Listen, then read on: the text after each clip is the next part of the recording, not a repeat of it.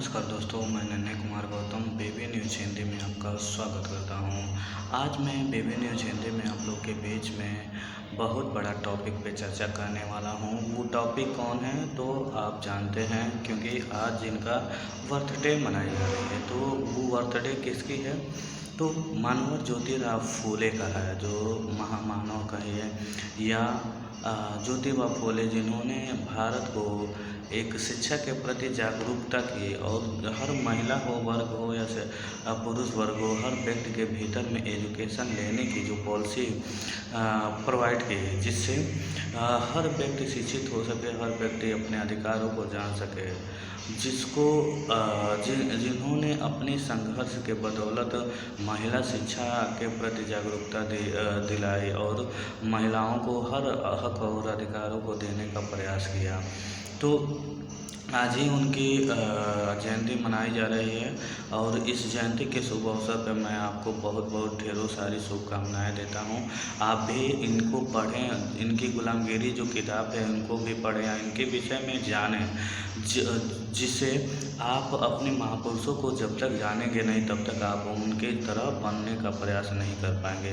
Doctor B.R. Ambedkar ने अपने वचनों में कहा है, अपने लेखों में कहा है कि जो व्यक्ति अपना इतिहास नहीं जानता वो इतिहास नहीं बना पाएगा। तो ये बात सही है कि जब तक आप अपने महापुरुषों को नहीं जानेंगे तब तक अपने इतिहास को और अपने आप को नहीं बेहतर बना पाएंगे।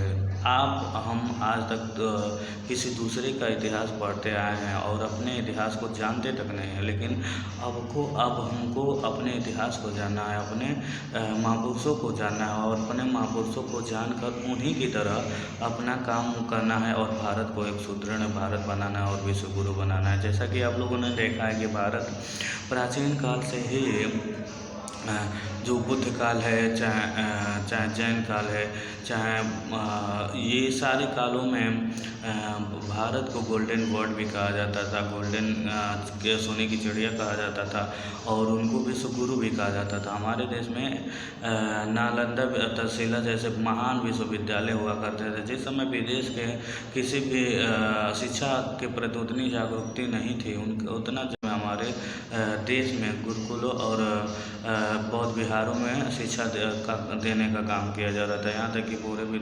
विदेश से भी लोग यहाँ शिक्षा लेने के लिए आते थे। तो ऐसा हमारा भारत देश है। जब तक हम अपने भारत देश की अच्छाइयों को, जब तक हम अपने भारत देश के महापुरुषों को नहीं जान पाएंगे तब तक हम अपने आप को बेहतर नहीं बना पाएंगे।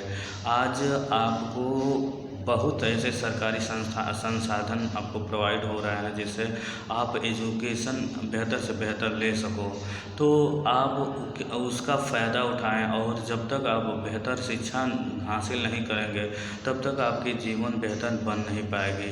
यहाँ तक कि बहुत सारे ऐसे लोग होंगे कि आपको उस दलदल में ढकेलने का प्रयास करेंगे जहाँ से आप निकल ना सको, लेकिन आपको उस दलदल से निकलकर अपने ज्ञान के बदौलत, अपने शिक्षा के बदौलत समाज में बेहतर स्थान प्राप्त करना है। तो सभी से मेरा विनम्र निवेदन है कि आप ज्योतिबा फूले के बताए गए रास्तों पे चलें और शिक्षा के उच्च स्तर के शिक्षा हासिल करें और अपने अधिकारों को जानें, अधिकारों को जानकर अपने देश को बेहतर बनाएं।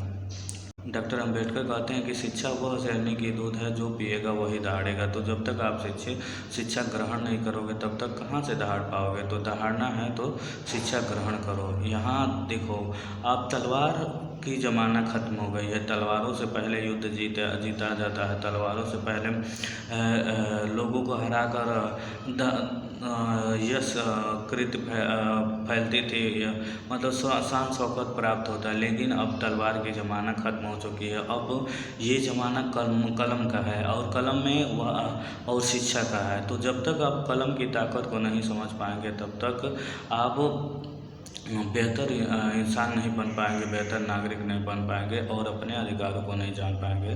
तो जय भीम, जय फूले, जय पेरियार।